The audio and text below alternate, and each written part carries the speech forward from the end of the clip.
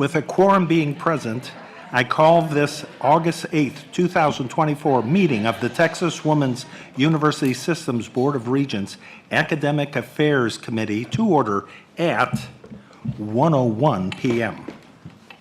I would like to welcome everyone to the Texas Women's University System Denton campus for today's meeting. On behalf of Texas Women's University Systems Board of Regents, we are very excited to be meeting on the Denton campus at the beginning of the fall semester. I would like to take a moment to recognize and welcome our new student regent. She will be formally introduced tomorrow during the full board meeting. Student Regent Maya Langrib has been appointed to serve a one-year term on this board. Please join me in welcoming our new student regent with a round of applause.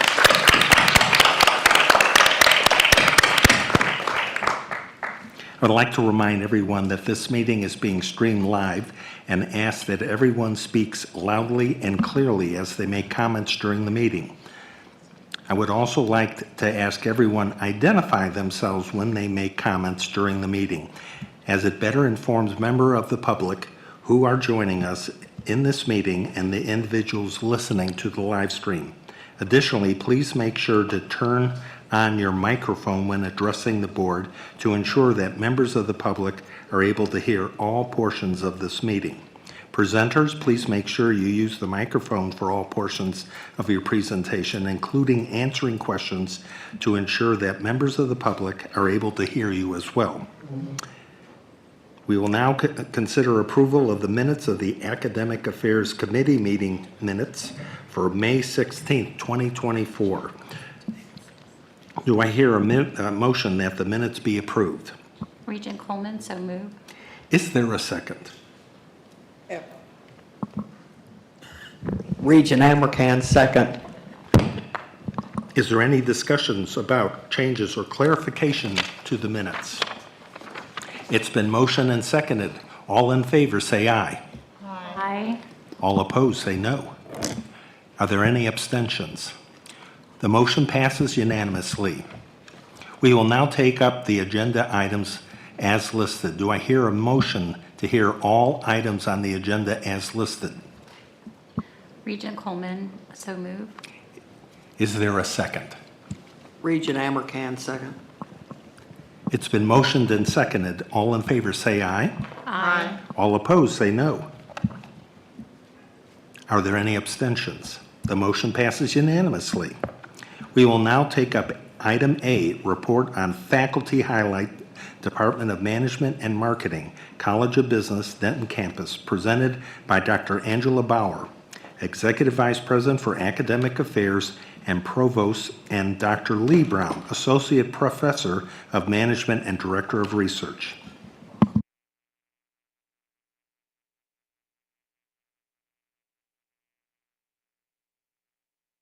Better? Oh, yes. There we go. That explains it. Well, I'm really thrilled to be here for my first Board of Regents meeting in an official capacity. I was at the May meeting, but this is the first time I am here officially as your provost, so I'm thrilled to be here. So as part of our efforts to highlight the exceptional faculty we have as part of our TWU community, I'm really delighted to introduce Dr. Lee Brown, a distinguished leader and faculty member from our College of Business here at TWU. And before highlighting Dr. Brown's background, I'd like to briefly discuss with you his area of expertise, which is artificial intelligence, and the responsibility that we have as an institution of higher education to ensure that our students are proficient in the use of this powerful technology, because this will help you to better understand the impact of his work. So you may have been following the rapid evolution of advanced AI systems that are known as large language models, or LLMs. You may have heard of ChatGPT. That's one of them. A favorite of mine is called Claude. These advanced AI systems have the amazing capability to understand and generate human-like text across a variety of topics and tasks. And when ChatGPT first came on the scene, there was a lot of consternation across college campuses in the United States. And a great deal of our efforts as faculty and campus leaders was really focused on how this was going to impact student work. In other words, how are they going to use it to cheat on their assignments or on their papers? But as we pretty quickly learned of the power of these AI systems in the way in which they could be embraced to actually deepen student learning in the classrooms and also to enhance productivity and creativity in professional settings, we quickly realized their potential, not only for our students' learning, but also for their future professional success. So this caused us to rapidly pivot, and now thanks to the work of expert faculty like Dr. Lee Brown, as well as campus leaders like our interim vice provost for faculty success, Dr. Shannon Scott, we are embracing AI in our classrooms and are teaching students to harness their power in a variety of ways, for research, for writing, for problem solving, and creativity. Equipping our students with these skills is sure to give them a competitive edge over their peers in the workplace. So with that context in mind, I'm delighted to introduce Dr. Lee Brown, Associate Professor of Management and Associate Dean of Research and Innovation with the College of Business at Texas Women's University. Dr. Brown was recently recognized as one of the top 75 most innovative leaders in AI in the Dallas-Fort Worth area. Professor Brown's expertise in leadership in AI have not only brought recognition to our university, but have also positioned us at the forefront of this rapidly evolving technology. He's currently leading initiatives to harness AI in ways that can not only equip our students with valuable skills, but also reduce faculty and staff workload, allowing for more efficient operations across our campus. So we are grateful for his efforts to help TWU stay ahead of the curve in this rapidly growing dimension of technology. So without further ado, ladies and gentlemen, I introduce to you Dr. Lee Brown.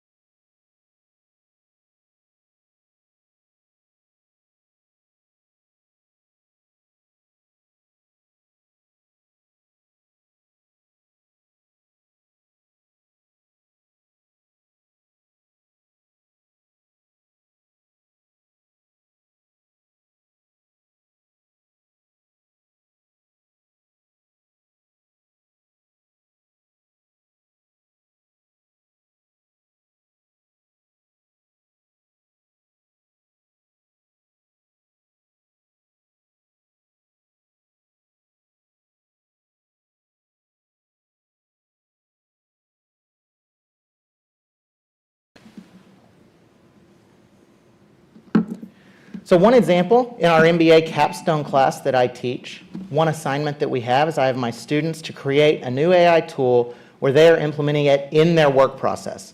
And so they're taking some aspect of their current work process, they're creating an AI tool to help them do their work better. And we've got all kinds of different tools that they created. They're very creative. We have students who've automated social media management, assisted customer relationship management, automate administrative tasks, automating note-taking, email organization. And research has shown that employees that use AI are 20 to 80% more productive. And so we want our students, when they graduate, to be on that cutting edge. A lot of our students have said this was the first time I used AI, but it was eye-opening. And now I see different areas of my workflow, different areas in my job where I can implement AI and improve my productivity. But it's not just students using AI. we are also creating AI chatbots and different AI tools that we can use in our teaching. So when my students create business plans, I've created specialized AI chatbots that they can upload their business plan to, their ideas, and it can give them feedback, almost like a Shark Tank style. It can take different types of areas of feedback and provide feedback to the students. We've created tools that help students learn. So it's created to not give them the answer, but to help teach them, to help guide them using kind of sciences of best practices, Socratic method, things like that. And then I have even created a course assistant. So I've uploaded my syllabus, my schedule, all my assignment introductions. And so students can click on a link like this. They can ask any question they want about the course. The LLM then reads all the schedule, the assignment. So if 24/7, they have a question, they want to know when something's due, maybe where on the web page to find something, a little explanation, they can go in and the LLM will answer the question for them. So it's just another tool that we can use to help improve the student experience.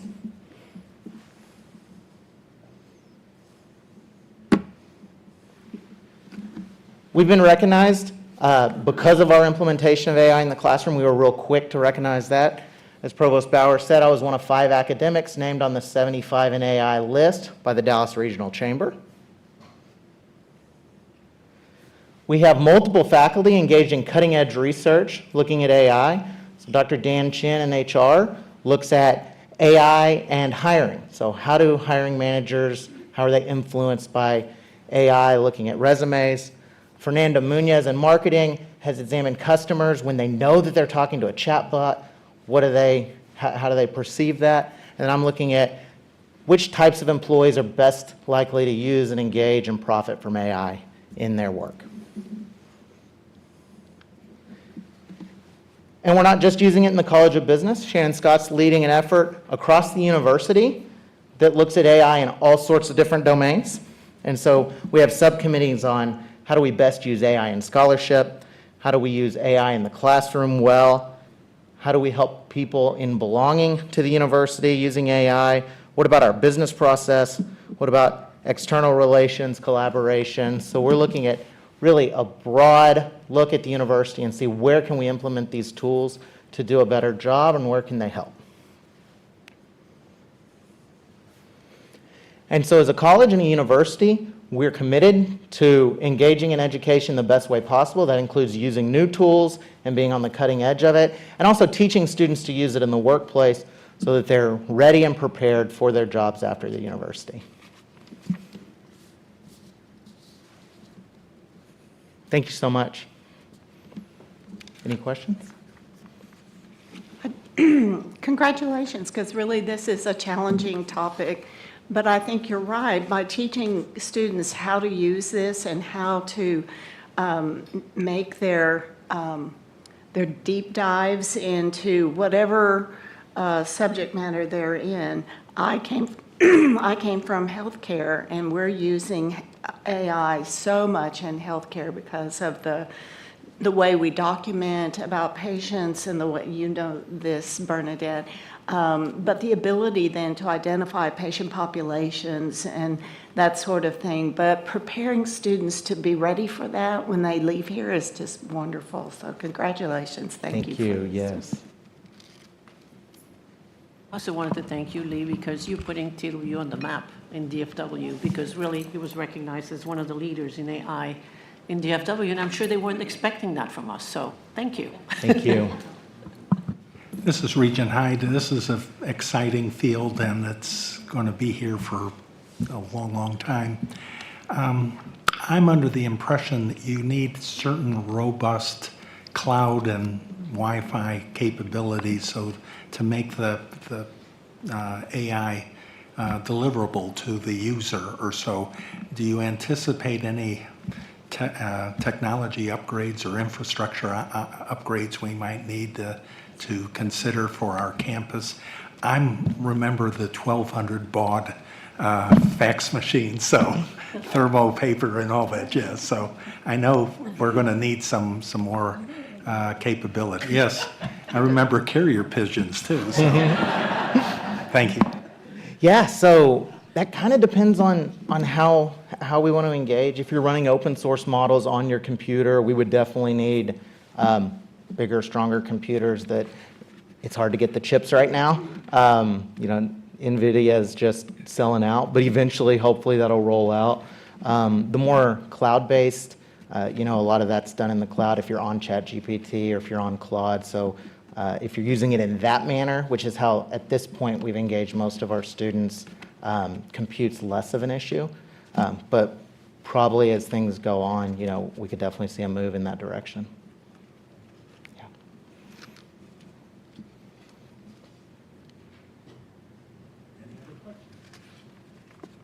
Well, thank you very, very much for Thank this you. update. We enjoyed it. Thank you. All right, the Board of Regents will now adjourn to executive closed session for deliberations regarding personnel matters relating to the appointment, employment, evaluation, reassignment, duties, discipline, or dismissal of public officers or employees pursuant to Section 551.074 of the Texas Government Code. Specifically, the board will now hear a recommendation to approve faculty for tenure and a recommendation to approve emeritus and emerita faculty.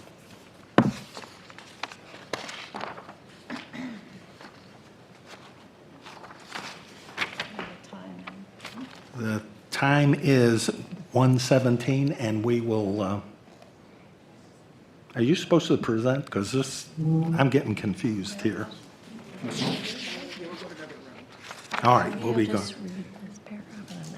All right, Dr. Angela Bauer, Executive Vice President for Academic Affairs and Provost, will join the closed session and provide necessary information and consultation to the board regarding these items.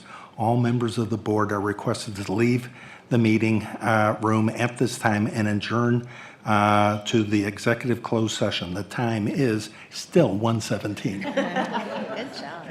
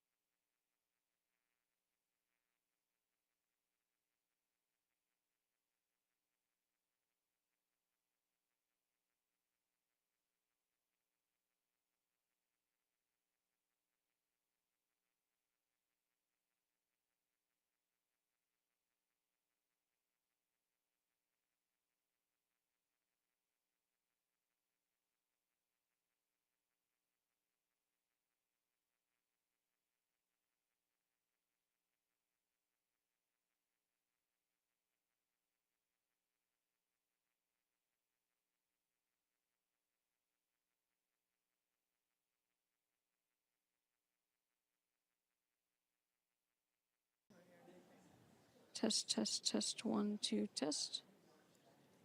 Test, 1, 2. There is about a 7 or a 60 or so second delay. Check, 1, 2. Check, 1, 2. There's that. This down. Do. Hopefully we will start shortly. Okay, cool.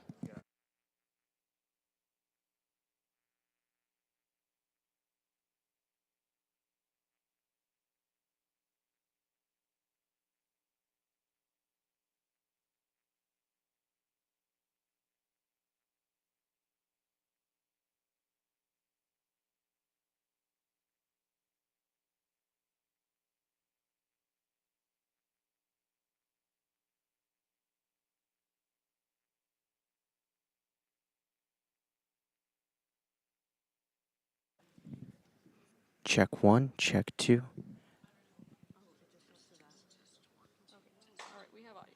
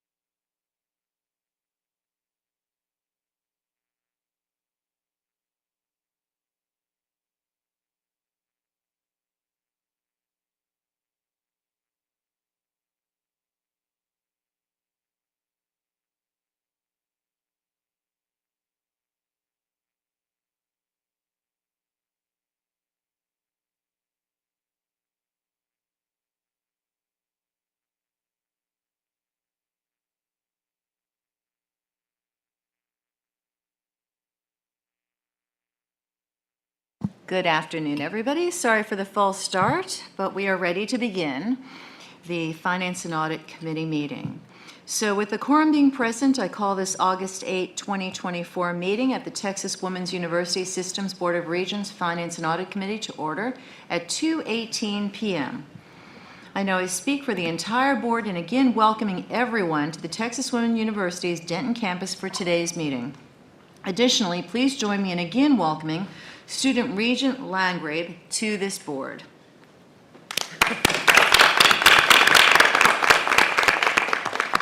I would like to remind everyone that this meeting is being streamed live, and I ask that everyone identify themselves and speak loudly and clearly into their microphones as they make comments during the meeting.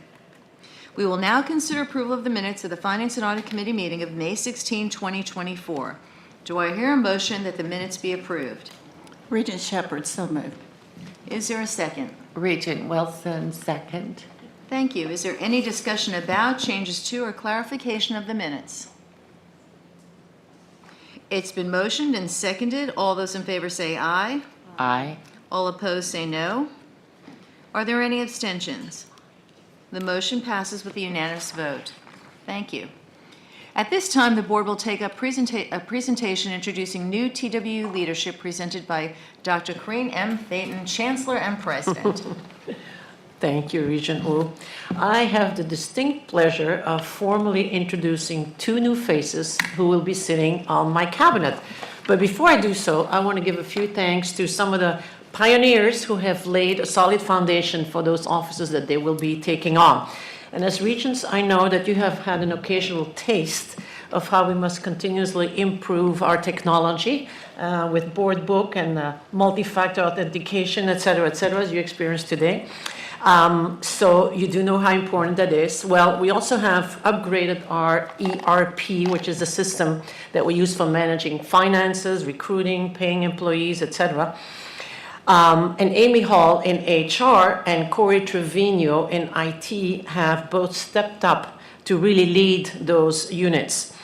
They didn't ask for it, but they did it anyway, and they've done it beautifully. And the Oracle Cloud project, which you also have approved a couple of years ago, has been an immense undertaking. And so I want to thank Amy and Corey and their teams. I don't think they're here today, but hopefully somebody on their teams can share that with them. And a host of people across the university system who have done some incredible work. And I would be remiss if I didn't also thank Jason Tomlinson, our VP for Finance and Administration and CFO, who really, a couple of years ago, stepped up and agreed to lead, oversee basically those two units. So thank you, Jason, and all of the members on his teams for all of the work that you have done, because you've laid the foundation on which we can now grow. And we know that growth is coming as we expand Dallas and Houston. And both ITS and HR will almost certainly remain central system offices. So this is the right time to bring in a chief information officer and a new chief human resources and people officer. So let me start with Dr. Henry Torres. Henry, would you stand up?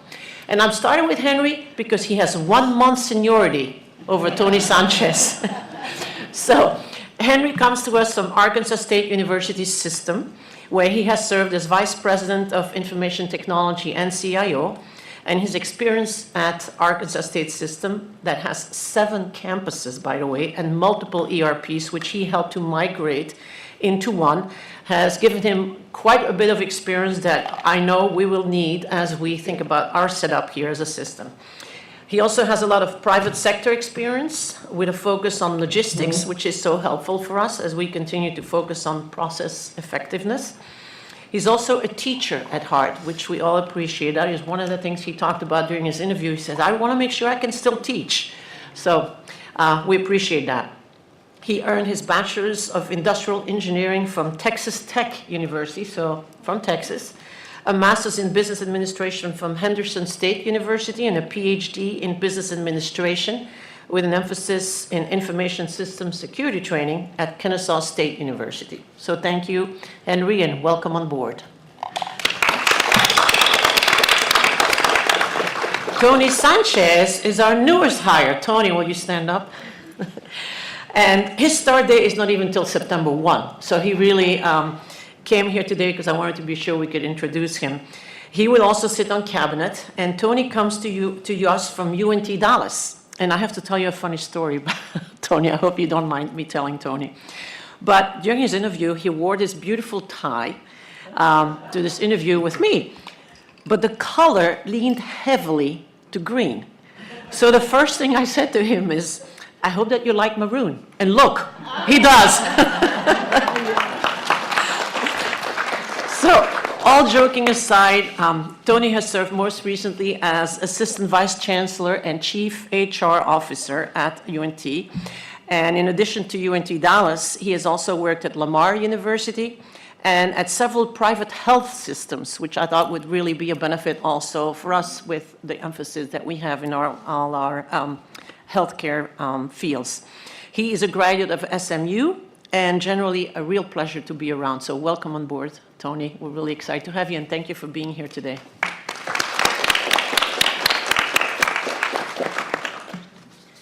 Thank you. Thank you, Chancellor Phaeton. It's wonderful to be introduced to Dr. Torres and Mr. Sanchez. Dr. Torres and Mr. Sanchez, on behalf of Texas Women's University Systems Board of Regents, I want to say that we are incredibly excited to welcome you to TWU. We know that the knowledge and experience you bring to your respective positions will have an immediate and valuable impact on Texas Women's University System. We all look forward to working with you as we move forward, so thank you. We will now take up agenda items as listed. Do I hear a motion to hear all items on the agenda as listed? Regent Wilson, so move. Is there a second? Regent Shepherd, second. Is there any discussion? It's been motioned and seconded. All those in favor say aye. Aye. All opposed say no. Are there any abstentions? The motion passes with a unanimous vote. We will now take up item A, reported enrollment, presented by Dr. Javier Flores, Vice President for Enrollment Management, and Dr. Monica Mendez-Grant, Vice President for Student Life. Good afternoon, Regents. It is great to see each and every one of you. The enrollment report today will be presented by myself and Dr. Monica Mendez-Grant. Our report will include summer enrollment, fall enrollment, projections, financial aid highlights, and a housing report, and it will conclude with the top 3 priorities of the Strategic Enrollment Management Council. The bright spot in the summer enrollment was an increase in enrollment on the Houston campus. Although our overall summer enrollment was down in both headcount and contact hours, our students continue to take more credit hours as reflected on this slide. We were only down 1.68 percentage points versus 3.5 percentage points, the deficit in the headcount. Summer enrollment was negatively impacted primarily by the issues associated with the new free application for federal student aid, also known as the FAFSA. The delay in receiving information from the U.S. Department of Education delayed awarding Pell Grants and loans for students this summer. Student loans are the main source of financial aid for graduate students since they no longer are eligible for the Pell Grant. There are many bright spots in the fall 2024 enrollment projections. Specifically, the number of new students in each of our cohorts, except dual credit, are on a trajectory to be larger than they were last fall. The most significant increase is in new graduate enrollment, both at the master's level at 21% increase and at the doctoral level with a 36% projected increase. The first time in college cohort will be the largest in the history of Texas Women's University for the 3rd consecutive year. However, our currently enrolled students and the new dual credit cohort are both on a trajectory to be down. Our currently enrolled student cohort continues to, there's different factors, but one of the factors that negatively impacts our currently enrolled student, once again, is the FAFSA. Specifically, we have students who in previous years qualified for federal financial aid, but now have lost eligibility due to the change in the FAFSA methodology. We have developed initiatives to financially assist students in this situation. The dual credit cohort impact stems from the Texas Higher Education Coordinating Board making significant changes in the Texas Success Initiative requirements, and this summer also releasing a new dual credit admission application, which has some issues and glitches that we are working through. During a June meeting of Texas Enrollment Management leaders, other universities, public universities in Texas, indicated that they too were projecting a decrease in their fall enrollment. I can tell you that the Texas Women's University team is working collaboratively so that we can either be flat or have a slight increase in fall enrollment. Even though the new FAFSA is negatively impacting some of our students, we have already awarded more Pell Grant dollars than we dispersed all of last year. We know that if we can assist our students with a competitive financial aid packet, we will be able to yield a strong enrollment numbers. At this time, I will ask Dr. Grant to provide you with an update on student housing.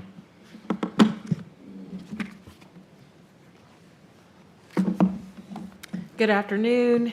I joined Dr. Flores in just bringing my greetings to our Board of Regents today. As Dr. Flores said, he asked me to come and just provide a snapshot with regard to our housing numbers. Housing numbers are always a good indicator of growth, particularly for new and continuing undergraduate students.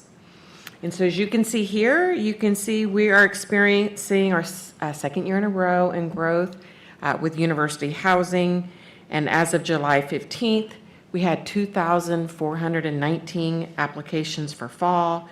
And I checked with our director, Jill Eckert, who's over here. And yesterday, those numbers increased to 2,454 applications.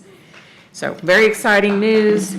We're going to be able to accommodate more applications than last year because, just to remind you, we opened last fall at over 100% occupancy. And going back and asking you to think back to November, Jill Eckert came and made a presentation to our board in November, talking with you about some of those challenges. And we obtained approval from you at that time to sublease some additional housing this coming fall. So let's see if we can. So this is a picture of where our students are going to be living for those who are using that additional housing. We have contracted with Scion. The name of the properties are the Arch in Denton and Red Point. You can see, I think they look pretty nice. And we have subleased an additional 219 beds for upperclassmen that we could not accommodate on our campus. Various amenities, and I think these are also going to be some nice perks for our students. They include a pool, a dog run should a student choose to bring their pet, a fitness center, study room and lounge, a business center with free printing, access to Wi-Fi and basketball courts, just to name a few. For students who are going to be living in these properties, move-in will begin August 22nd, and we will be offering complimentary shuttle service also when classes begin for those students who might need access to campus through shuttles. So with that, I will turn that back over to Dr. Flores.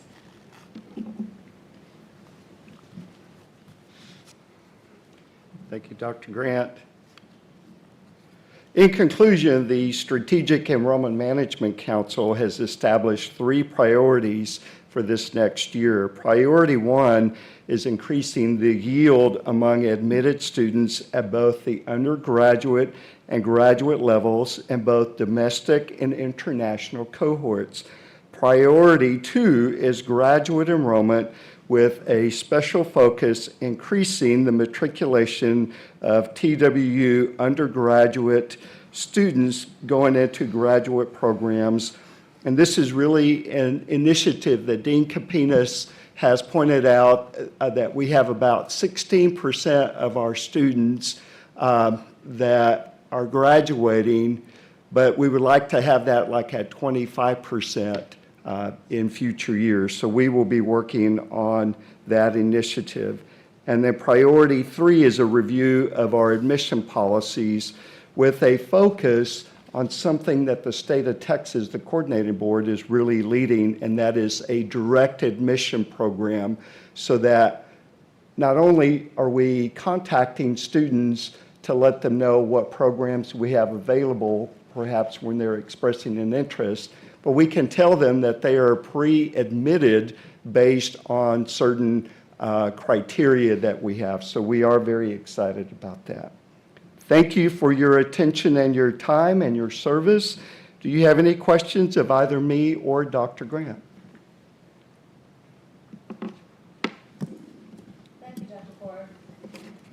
Thank you, Dr. Flores and Dr. Mendez-Grant. Is there any further discussion?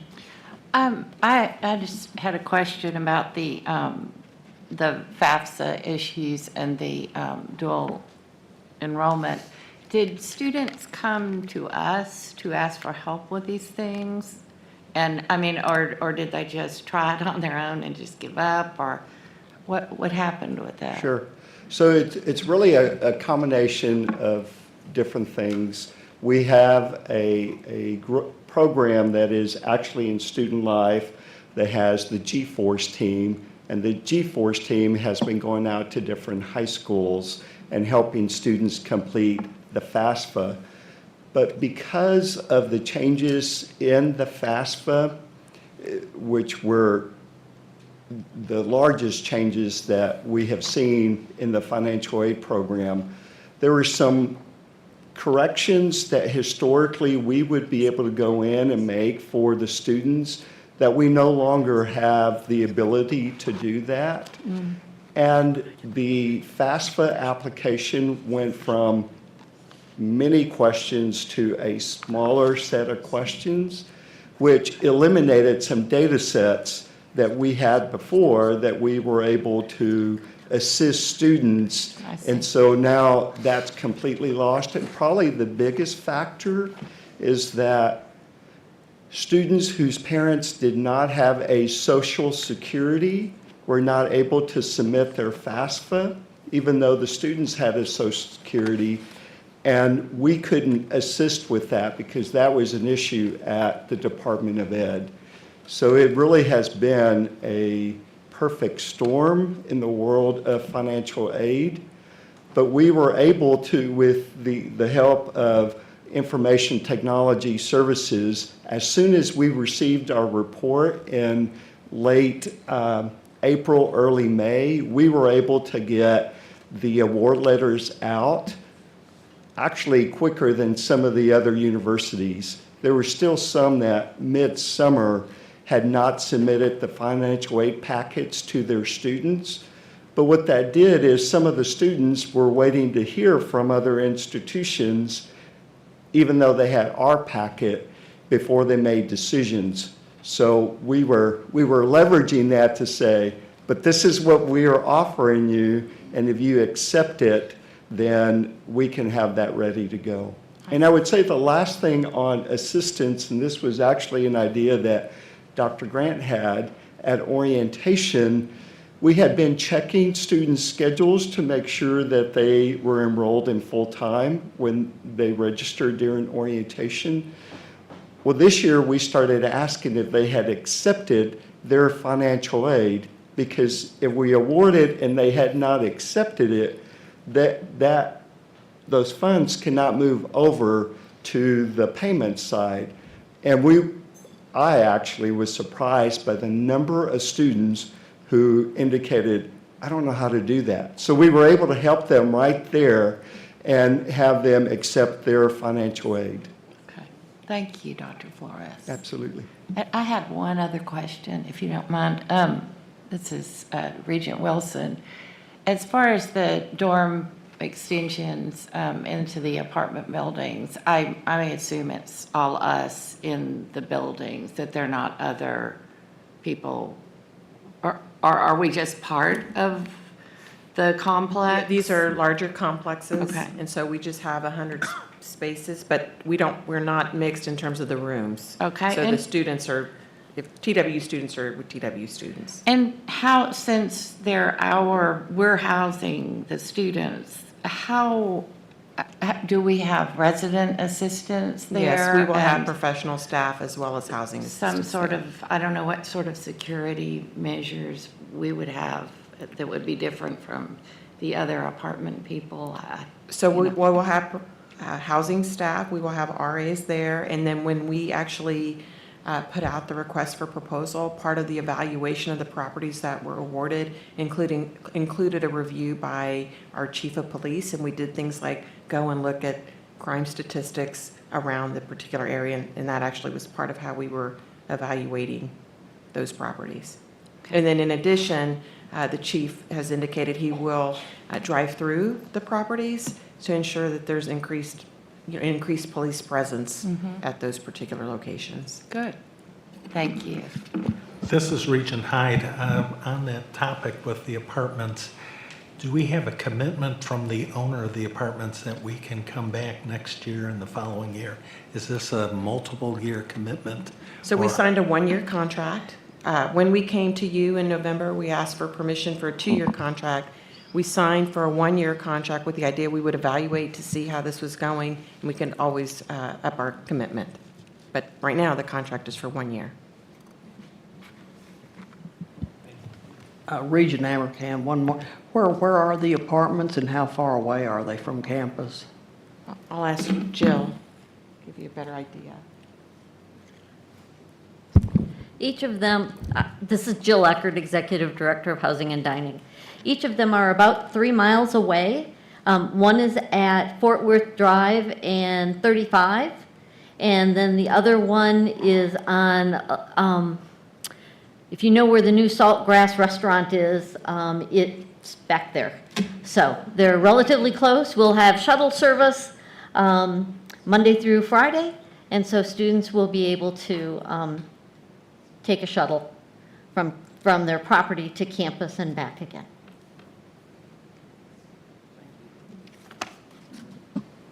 Any further questions? Thank you. We will now take up item B, Report of University Advancement and Alumni Engagement presented by Ms. Lisa Rampey, Vice President of University Advancement.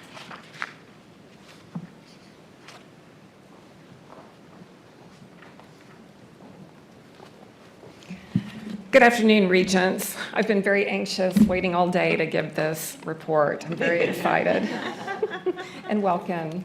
It's nice to meet you in person. We've met on Zoom. So yes, I'm delighted to provide the University Advancement and Alumni Engagement update today for the Foundation's fiscal year ending June 30th, 2024. 2024 was a record year for TWU fundraising, with over $32 million raised in outright gifts, pledges, and pledge payments. This is more than double our previous record year in 2018 and more than our previous 3 years combined. So, yay. This total does include the Doswell pledge, but it would be a record year even if we removed it from the total. So we are celebrating a record year regardless, and most importantly, continuing a steady increase in annual baseline fundraising across the board. There was also a modest increase in the total number of gifts, which is about 10% higher than our 5-year average. We remained virtually flat with a slight downtick in our total number of unique donors, though still almost 6% above the 5-year average. I'm so sorry. See, I told you, I'm excited. This graph presents a 5-year comparison. With the exception of the pandemic year, our baseline fundraising has been around $10 million, slightly increasing year over year until this year's significant jump. The black line indicates total number of unique donors. The gray line indicates total number of gifts. Noted here, the slight downtick in new donors is a national trend and not unique to TWU.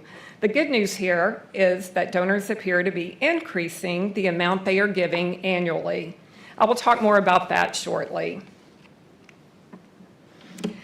This graph shares an updated comparison of our total investment performance from 2005 through 2024. Since inception, our account has averaged a 6.5 rate of return. Executive Director of the TWU Foundation, Shelby Gould, alongside an engaging board of directors, has done a great job in managing the receipt and processing of charitable gifts to the university. Shelby, if you would, please stand. We may recognize you. Thank you. So Shelby and Carmen Fisher, which I don't think Carmen is here today, she is our accountant. They work closely with Luther King Capital Management, who has managed investment strategies for the TWU Foundation for many years. Shelby and Carmen, we are grateful to have you and thank you for all that you do. This graph is a comparison of the foundation's total assets at the end of the fourth quarter in 2023 at just over $108 million in the fourth quarter in 2024 at well over $143 million. And this graph is a comparison of the foundation's liabilities and net assets for the fourth quarter in 2023 and fourth quarter in 2024. Our total net assets has surpassed $141 million. So again, we have had an exceptional year in fundraising, and of course, our goal is to continue these positive trends moving forward, even beyond the campaign. One of the ways we will be doing so is through our annual giving office. Annual giving is an important component of any advancement operation and plays a crucial role in supporting colleges and universities.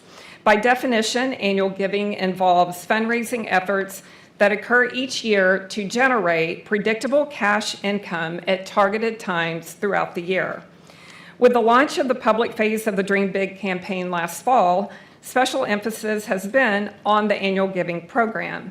We introduced EverTrue, an innovative donor experience program. This program has allowed us to transform donor engagement, boost retention, and streamline stewardship with personalized outreach. So meet Jim Livernoy, Senior Director of Annual Giving and Engagement. Wave, Jim. In addition to leading several specialized giving campaigns throughout the year, such as the Chancellor's Circle and Redbud Society, Jim also leads EverTrue and 2 donor experience officers, Danielle Locken and Joel Jackson. Wait. Just 1 year into the program, the data is proving positive results. Executed by Danielle and Joel, the EverTrue program has focused on disciplined virtual and video outreach that provides connection to the university. These efforts have not only retained annual donors, but also increased the average annual gift by 26% this year over last year. In fact, we followed a group of 398 donors who gave last year and again this year. This group gave collectively 20,000 more in fiscal year 24. So, although we may have held steady with the number of new donors over last year, I mentioned that earlier, donors are giving more generously as a whole. We are excited to expand this program in the year ahead, but also recognize that our overall fundraising success must give credit to our amazing team and efforts across all 3 campuses. University Advancement's collective effort alongside the Chancellor included more gift officers, our boots on the ground, so to speak, and robust stewardship and alumni engagement activities that build outstanding donor relations. We continue to deep dive into the different ways that our donors prefer to communicate and interact with us, so we can take advantage of different programs like EverTrue. Thank you to all of our colleagues and champions who have helped us with our fundraising and engagement efforts. It is really a team effort. So moving to our update on alumni engagement, University Advancement is pleased to announce the addition of 2 outstanding higher education professionals to the Office of Alumni Engagement. Susan Farrington joined our team in March, coming to us from Tyler Junior College and Carnegie Mellon University before that, and Lisa Nash, who joined our team this past spring from the College of Nursing. Susan and Lisa, thank you. Both are servant leaders that will carry forward the mission to deepen belonging to the TWU alumni family. Susan and Lisa will manage the coordination of alumni chapters and groups, facilitate alumni events and activities, and offer a variety of resources for alumni to be involved in the life of our university. They have big plans, and as you can see here, plans for this next academic year are underway and will bring a host of new and refreshed signature activities, along with the addition of an advisory council for a new and improved official TWU Alumni Association. And finally, an update on the Dream Big campaign. We have raised a little over $120 million to date, but I have news. Many of you know Mary Lee Kick, pictured here, as an MBA graduate or a teacher turned entrepreneur who founded BuzzBalls, a power player in the ready-made cocktail industry, and result of her capstone project here at TWU. Well, I am pleased to announce that Mary Lee Alexander Kick has committed $30 million to the College of Business at TWU. Yay, yay. Mary Lee's extraordinary generosity will make history as the largest gift ever received at TWU. Another yay dance. This transformative gift will establish a cutting-edge facility and also establish endowments to support an Institute for Innovation and Entrepreneurship, an Entrepreneur in Residence program, and an endowed chair of entrepreneurship. We are deeply grateful for Mary Lee's visionary support and commitment to our institution's mission, and we look forward to celebrating her kicking us well past our initial campaign goal, out of the park, really. So thank you, Mary Lee, and Dean Yelker and Chancellor Phaeton for making this amazing opportunity possible for TWU.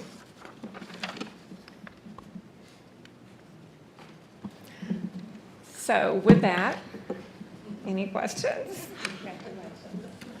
Thank you, Ms. Rampey, and congratulations on also being named Vice President of University Thank Advancement. you. And we appreciate meeting your team, too, so keep up the good work. That's Yes, what drives my all of us pleasure. here. That's great. Any questions? We will now take up item C, report in the Office of Audit Services presented by Ms. Sharon Delgado, Chief Audit Executive.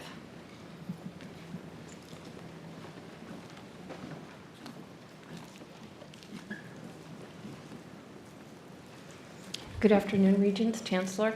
It's my honor to give you a presentation on the activities for the Office of Audit Services for the fourth quarter. I am really sad, though, to have to go after Ms. Rampey because I don't have any big news to give you. I kind of feel like she should have ended the presentations because that was just such wonderful news. I want to talk about a couple of the audits that we've completed this quarter. The first one is the contract administration audit.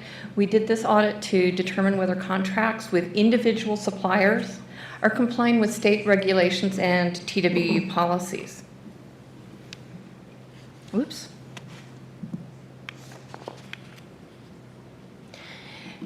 We came out with 3 recommendations as a result of this audit.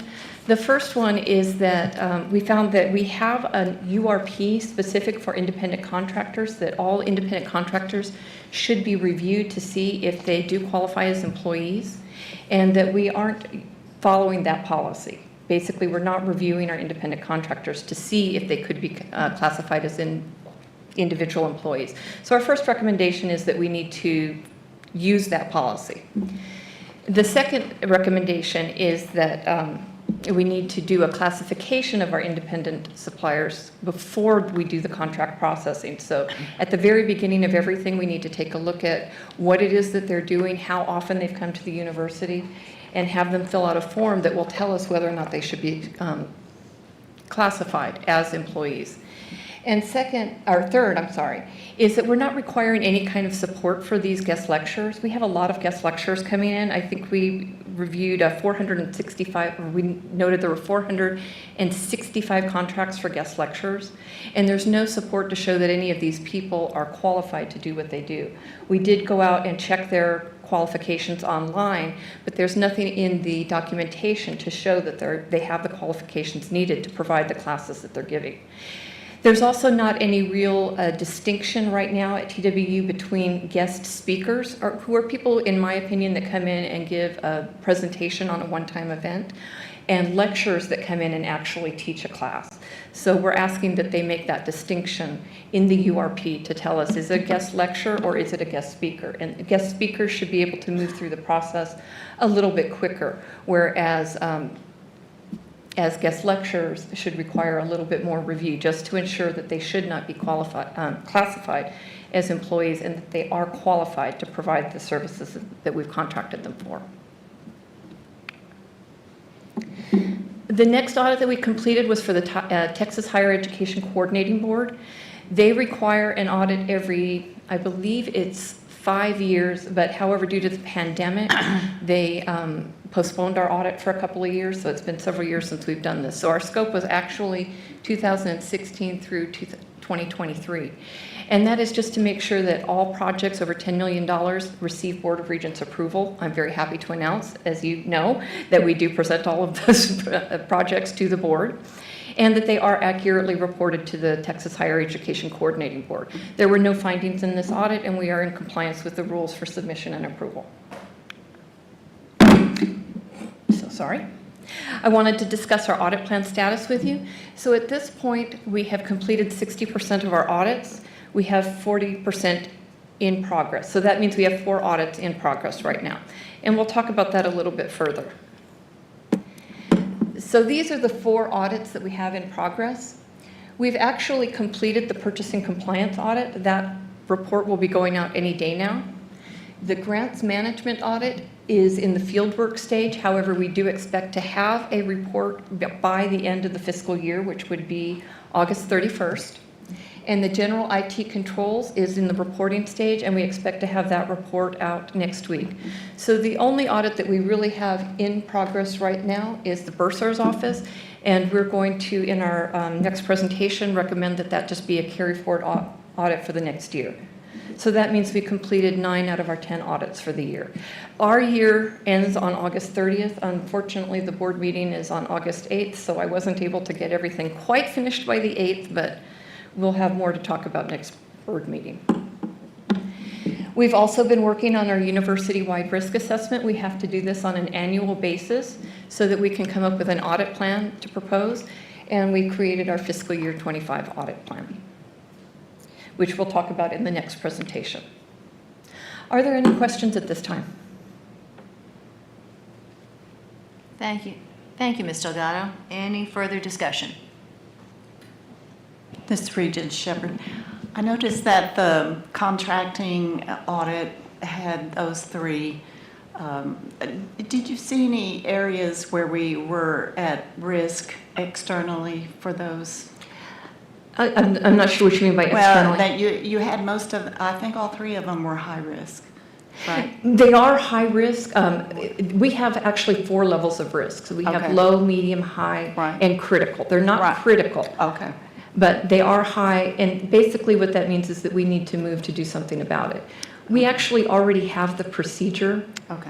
to review independent contractors. We just aren't utilizing it. But we also need some modifications to it because it excludes a large class of people, which are guest lecturers. And so they're just not being looked at all for the potential of being employees. And the timeline for that was for completion? I think,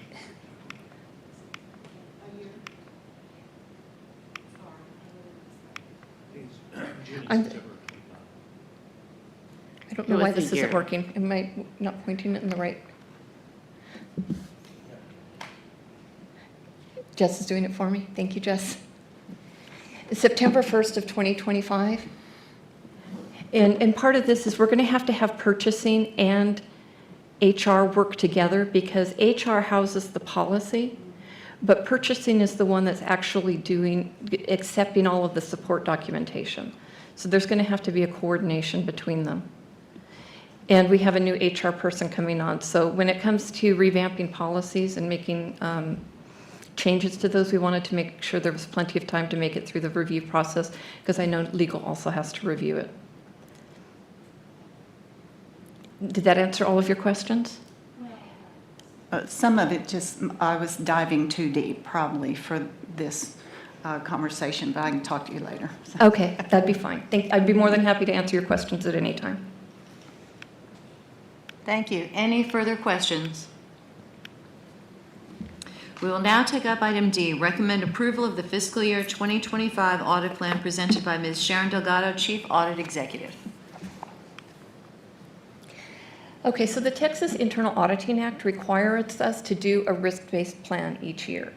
And what we have done in our internal audit office is last year we met with people from across the university to rank all of the significant activities for TWU. So everybody that participated was able to voice their opinion, and we were able to come up with what we think is a very good risk rating for all significant activities. We identified 18 high-risk activities for the university. There is no way with our audit staff that we could handle all 18 audits in 1 year. So what we did was we developed a 3-year plan based on those activities. In the first year, we covered 5 of the activities. This year, we met with our risk assessment team. We reviewed the rankings that we had created last year, made adjustments based on current conditions, and came up with new rankings. So we've covered 5 of the areas. We're now going to move on and cover some additional areas with this audit plan that we're going to propose. And these are the areas we would like to cover. We're going to cover the bursar's office, which is a carry forward. We started it in this year, but we didn't complete it. We're going to do phase 2 of the general IT controls audit.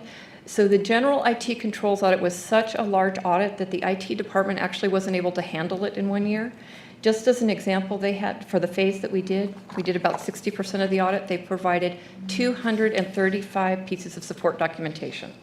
That does not include all the interviews that had to go on with the members of the IT team too. So we decided that that was enough for 1 year. We would do the phase 2 second year. So we're going to continue that. We're going to do a FERPA audit. We're going to look into budget and planning, payroll, safety and security. We have our annual investments audit, our annual purchasing compliance audit, and we want to take a look at tuition and fees. We also always have follow-ups. You see me during my presentation tell you about the results of the previous audits and when we go in to see if things are done.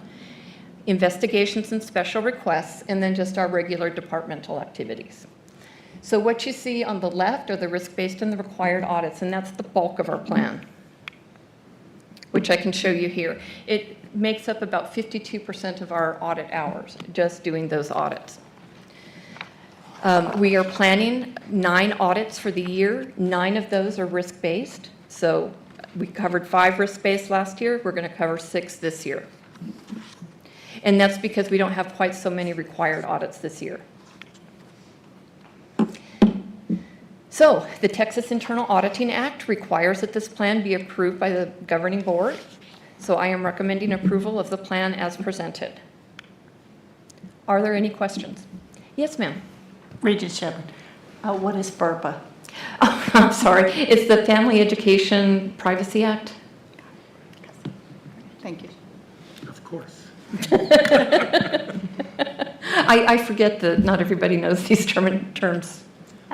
I have one question. Yes, ma'am. You said, I think, in the beginning that there are 18. We've attacked 5 and now 6. Do you see any risk to the university that we're not doing all of them quicker? I know it was a 3-year plan, but is there any risk associated with sort of the slower rolling out of the audits? No, I don't think any university really hits all of their high risks in 1 year. It's just not possible. You have to look at resources, risk versus reward. You know, how many resources we need to cover everything. We're trying to do a very, how do I want to say, controlled approach. We're meeting with people to discuss what the risks in their areas are and making judgment calls based on what they tell us as to what should rise to the top of the priority list. Obviously, IT is always a very, very high-risk area, and that's going to appear on our audit plan every year. If I could audit IT all the time, I would do that, but they would have my head on a pike. Thank you. This Any is- other questions? Oh, This is sorry. Regent Hyde. Do Yes. you have sufficient resources to do this now? Yes, we have sufficient resources. I have a staff member that works with me, and in addition, we have a co-sourcing contract with an external audit firm, Weaver, and so they work actually as the audit office for several different universities. Very familiar with it. Yes, so they have been very good about giving me advice and talking to me about what is most important, where we think we need to focus the most resources. We're actually this year going to try a new approach where we try to overlay some audits so that we don't have so many contact points with our clients. So just to give you an example, I mentioned a budget and planning audit and a payroll audit. Payroll is about 60% of our expenses for the university, so it's a very risky area. But by overlaying it with budget, we'll be looking at the budget process for payroll and the payroll expenditures at the same time, which I think will be an effective use of our resources. Yeah. Thank you. Any other questions? Do I hear a motion to vote on item D during the consent agenda at the full board meeting? Regent Wilson, so moved. Is there a second? Regent Shepherd, second. Thank you. Is there any further discussion? It's been motioned and seconded. All those in favor say aye. Aye. All opposed say no. Are there any abstentions? The motion passes with a unanimous vote. Thank you. We will now take up item E, recommended approval of fiscal year 2025 budgets presented by Mr. Jason Tomlinson, Vice President for Finance and Administration.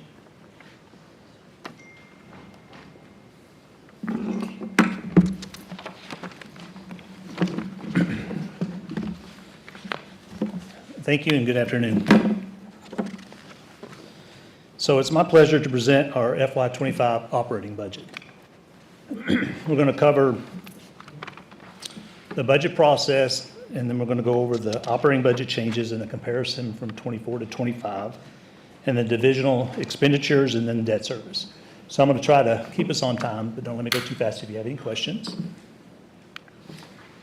So as most of the board knows, because you've had to listen to me before, TWU runs an incremental budget process, as do the other institutions in Texas. For approved budget by the board, and then we look at any funding changes, we look at any changes in fixed cost, then we look at any of our initiatives, and then we look at capital projects. So this is the middle year, second year of the biennium, so you realize that we have no new state funds coming in if we committed them all last year, which we did. You'll also remember that we were capped and not allowed to increase any tuition at the undergraduate level. The board did vote on a small increase at the graduate level, so that's as far as a revenue source. That or any growth in enrollment is really all we have. In addition to, you've also seen in the cover sheet, any increases in housing and dining rates, but that's pretty much your increases from a revenue perspective. This is our list of accomplishments or that we're going to accomplish. So Dr. Flores, Dr. Figueroa, Dr. Adams, they all work on one side of the equation, which is to work on the side of bringing in students and retaining students. But we also have to make some investments. So what you see here is we always start with promotion and tenure and make sure that we cover those. Then we look at our fixed cost, just like your home, insurance, all that stuff keeps going up. And then we look at our budget requests. You're very aware of the aeronautical sciences, but in addition, we looked at innovative academic programs. So we're investing in our programs because we have to have more offerings to bring in students. So there's several of those. We're also with the Health Science Center building. We have PT and nursing that need new faculty lines. So we bring in students there. We had some other needs, some faculty lines from accreditation, mariachi, which you've heard about, musical therapy. We are also doing an initiative to raise faculty equity salaries. In addition to increasing graduate rates, we've set aside a pool for the provost and the graduate school dean, Dr. Apinas, to work on trying to raise our GA's pay rates. And then, in addition, we brought in new advisors, QEP, which is the Quality Enhancement Plan, part of our accreditation. FLSA, that's the increase in the minimum wage, the difference between non-exempt and exempt employees that's mandated by the federal government. That wasn't a lot of money for us, but it does play into the budget. So you may remember this one from last year. So during the 88th legislative session, we were given a new agency number for the system. We seeded that with $265,000 of our own funds. Having that in base, we're using that mainly for M&O, so just expenses, with the hopes that down the line, the state will add additional funding to that. But for right now, since we're in 25, we just have that amount to start. So you're approving that. And then when you look at the bigger budget, it's $291.8 million. So this is our distribution from a pie, which is basically As you already know, most, or a bit large percentage of our budget comes from the state, so that has 39%. If you really pull in HEAF, it's about 41% coming from the state. You got 32 from tuition, auxiliary enterprises, housing, dining, those kind of things. And then restricted, which is scholarships, HEAF, et cetera. These are the dollar amounts behind that. So remember, I covered that in the restricted, TPEG, state, private, financial aid, scholarships are in that. The plant fund, that's where our reserve, that we're going to talk about in a little bit. So reserve, so any positive balance we finished with last year gets swept into an account. That sits there, in addition to debt service coming in from the bonds we've issued with the board's approval, are all sitting there. So this is the expenditure side.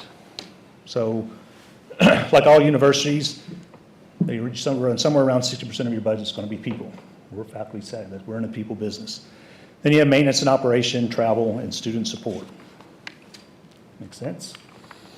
So here's those numbers. So that first line is faculty salaries. So when you look in academic affairs as an example, you're going to have faculty salaries. You also have staff. In the wages lines, you're going to see GAs or maybe adjuncts. So, you know, if you wanted to look at across the institution for them, they would be spread across those three categories. And you see it broken down by E&G, so that's basically state support, designated tuition, auxiliary and restricted again. This is that same pie, just showing you E&G, designated, auxiliary, and restricted. And here's the numbers. So what I want to draw your attention to is that right there. So basically, from an expenditure side, we're going to have an increase of about 0.7%. I want you to keep that number in mind because I'm going to show you, once it gets spread across the units, a little bit of a difference. So not a huge increase. You know, most of it's coming from the new stuff, housing and dining, like the contract we did outside for the apartments that are off campus. You have the increases in some of the other initiatives. You may remember this chart. I don't expect you to remember this from last year, but that was the chart we showed you how the state money came in. If you look at that bottom, if you'll remember, the affordability rider came in a little later. So we didn't do our merit increase until later in the year. So we basically parked that money, meaning it wasn't given to everybody's salary, so it was in one bucket, not spread across the units. And we also pulled some of the things into reserves because we had allowed time for nursing, got $1.5 million to plan out that budget.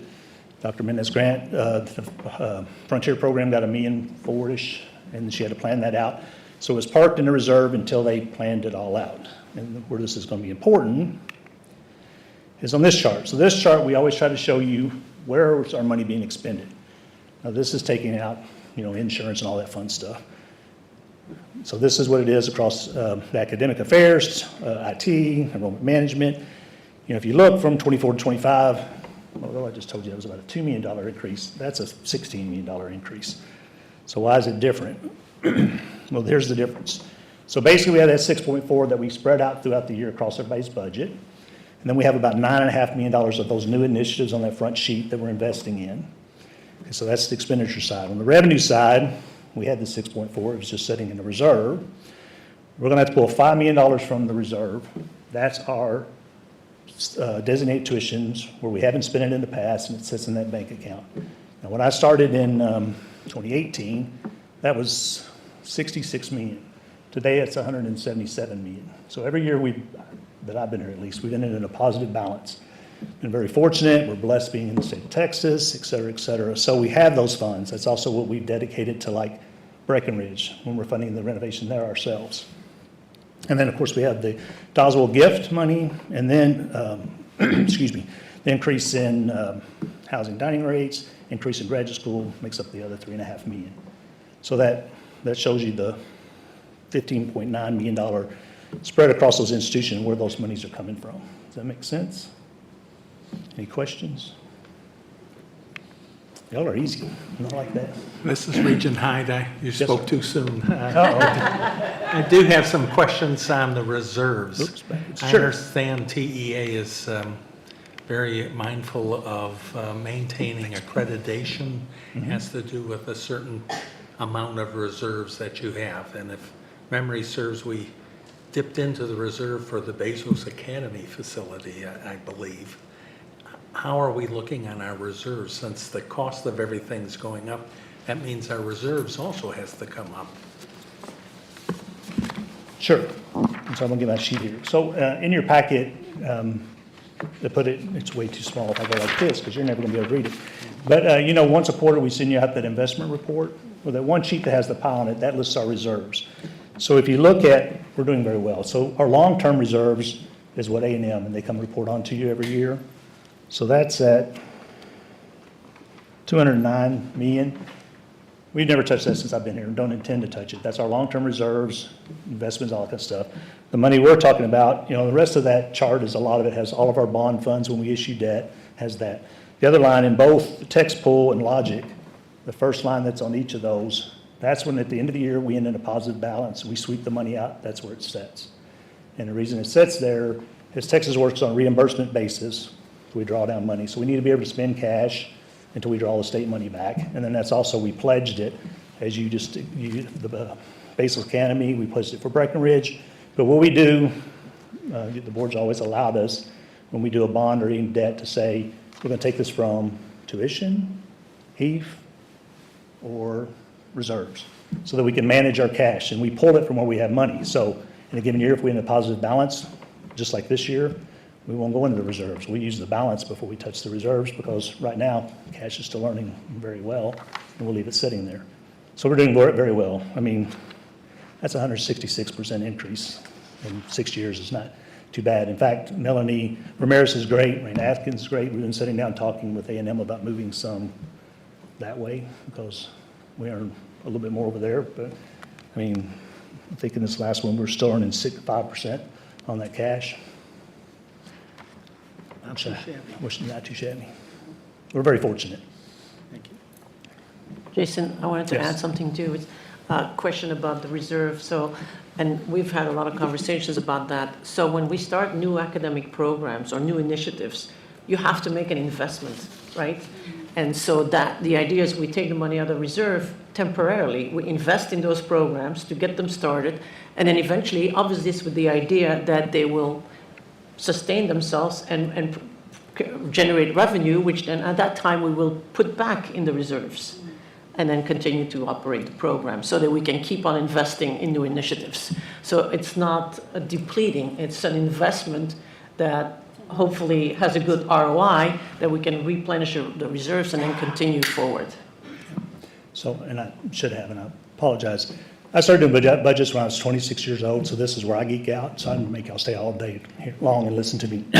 So I try not to do that. But what Dr. Faden's put in place when we look at new programs is a committee. The committee is Christopher Johnson as our chief of staff, Institution Mark Dr. Hamner from our perspective. So we run the numbers. It's budget, it's the provost, and then they come in and present their ideals and we look through it. Our goal is a 3 to 5 year that they're net positive, so they can return money back to the.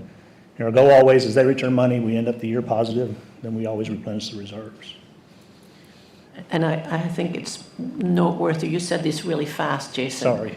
Which I did, and she tells The me increase, our reserves are very, very healthy. They've been increasing dramatically. Right. And so, you know, we're in a good position to be able to invest in some of those programs. And I don't think every university around the country can say that. So we are very fortunate. Yeah, I think it's important to understand it's not without risk. Absolutely. And we're counting on a 3 to 5 year return, but we are boldly going because we're investing in ourselves. So I applaud the effort that went into identifying those initiatives in which we think we will have a 3 to 5 year return. So thank you. These are just the numbers behind the bar chart that you saw. I mean, as it should be, academic affairs is where the bulk of our resources go, and will continue to go as we drive those initiatives, because we teach classes and do research. That's what we do. The other part is debt service. This was a chart way back when I started at the region. We asked to make sure that we add. This just shows you the series that we have outstanding right now and the sources of funds from where they're paid from. This is another example. Series 21A, 21B, and 22. So that's the Health Science Center, Breckenridge, and then also the trails and the work we're doing on the east end of campus for the road projects is what those projects were. Last year we paid all those on HEAF this year we'll go back to the tuition. So it's really about cash management and what's best in any given year, as an example. And this just groups them into a total. So essentially, we're paying for $14.5 million of our debt service. The state's covering the other 13. So once again, we're very fortunate. The state funds a lot of our growth, and just like they did with the Health Science Center. And we would ask that you approve, and I'd be happy to ask any additional questions. Thank you, Mr. Tomlinson. Any other discussion? Do I hear a motion to vote on item E during the consent agenda at the full board meeting? Regent Wilson, so moved. Is there a second? Regent Shepherd, second. Is there any further discussion? It's been motioned and seconded. All those in favor say aye. Aye. All opposed say no. Are there any abstentions? The motion passes with a unanimous vote. Thank you. We will now take up item F, recommend approval of database subscription contract with Elsevier, I think is how you pronounce it, presented by Mr. Jason Tomlinson, Vice President for Finance and Administration, and Ms. Susan Sellers, Dean of Libraries. So I'm going to ask Dean Sellers to come up, because she's actually going to cover the pieces, because she's the one who's done the wonderful job of negotiating contracts and getting us a reduced rate. These are contract items, usually this would be housekeeping, but they exceed our authority on campus, so they have to come to the board. Good afternoon. So the first contract we have for you today, the TW Libraries are seeking approval of a 5-year renewal contract to renew Elsevier Science Direct.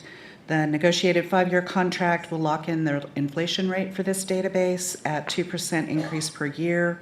Our last contract with Elsevier had a 3 to 4% increase per year, so we were able to negotiate that down. As the Dean of the TW Libraries, I am recommending this item. Do you have any questions? Thank you, Mr. Tomlinson and Ms. Sellers. Is there any discussion? Do I hear a motion to vote on item F during the consent agenda at the full board meeting? Regent Shepherd, so moved. Is there a second? Regent Wilson, seconds. Is there any discussion? It's been motioned and seconded. All those in favor say aye. Aye. All opposed say no. Are there any abstentions? The motion passes with a unanimous vote. Thank you very much. We will now take up item G, recommend approval of database subscription contract with Sage Publications, presented by Mr. Jason Tomlinson, Vice President for Finance and Administration, and Ms. Suzanne Sellers, Dean of Libraries. So the second contract I have for you, the TW Libraries are seeking approval of a perpetual license contract for Sage Research Methods and Sage Data Planet. The negotiated contract is a bundled deal that represents a 59% discount from the vendor. It would allow us to provide perpetual access to these resources for TWU faculty, staff, and students for a minimal annual hosting fee. The contract allows the libraries to use one-time funds to purchase this valuable resource in support of our campus research. As the Dean of the TW Libraries, I am recommending this item. And do you have any questions for me? Thank you, Mr. Tomlinson and Ms. Sellers. Is there any discussion? Do I hear a motion to vote on item G during the consent agenda at the full board meeting? Regent Wilson, so move. Is there a second? Regent Shepherd, second. Is there any discussion? It's been motioned and seconded. All those in favor say aye. Aye. All opposed say no. Are there any abstentions? The motion passes with a unanimous vote. Thank you again. We will now take up item H, recommend approval of acceptance of grants presented by Dr. Hailey Hanson Thomas, Vice Provost for Research Innovation and Corporate Engagement. Good afternoon, Regents, Dr. Phaeton, colleagues. I am here. What's the trick? Yeah. I am here to present for your approval acceptance of grants for the third quarter fiscal year 24. And as you see up here, Our total is $2,502,870 of our grant total, and that is an almost double number over last year at this time. Those grants include NIH grants, NSF grants, NASA, state grants as well. Do you have any questions? So with that, I recommend approval of acceptance of these grants. Could I Yes. just, Regent Wilson, just say congratulations? Yeah. That is I should really do this too, like Lisa. amazing. Yeah. It is. You should. It's- Anyhow, that's amazing. Thank you. Thank you, Dr. Henson Thomas. Any further comment, discussion? Do I hear a motion to vote on item H during the consent agenda at the full board meeting? Regent Shepherd, so moved. Is there a second? Is there a second? Regent Wilson, second. Thank you both. Is there any discussion? It's been motioned and seconded. All those in favor say aye. Aye. All opposed say no. Are there any abstentions? The motion passes with a unanimous vote. Thank you again. The Board of Regents will now adjourn to executive closed session for deliberations regarding security devices for security audits pursuant to Section 551.076 of the Texas Government Code. Specifically, the board will engage in consultation regarding contemplated, ongoing, and/or finalized audits and any findings, conclusions, or recommendations related to those audits. The Board of Regents will also adjourn to executive closed session for deliberations regarding personnel matters relating to appointment, employment, evaluation, reassignment, duties, discipline, or dismissal of public officers or employees pursuant to Section 551.074 of the Texas Government Code. Specifically, the board will hear a recommendation to approve emeritus and emerita staff. The Board of Regents will additionally adjourn to the executive closed session for consultation with attorney regarding legal matters and/or contemplated litigation or settlement offers pursuant to Section 551.071 of the Texas Government Code.